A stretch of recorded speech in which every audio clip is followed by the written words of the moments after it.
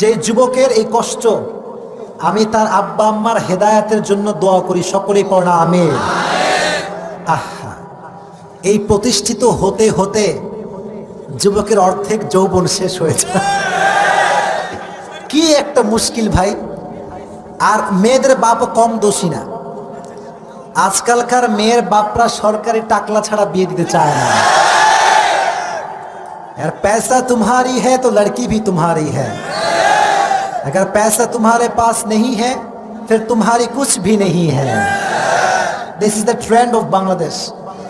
অথচ আল্লাহর হাবিব বলেছেন যে কোনো মেয়েকে বিয়ে করতে হবে চারটা জিনিস দেখে, তবে তার ভেতরে ফাযফার বিদাতি দ্বীনি তারিবাত ইয়াদাক, become successful by selecting the one who has religion, character and conduct। যার চরিত্র আছে, যার দিনদারিত্ব ভালো আছে, টাকা না থাকলেও সে আমার বউ হওয়ার যোগ্যতা রাখে।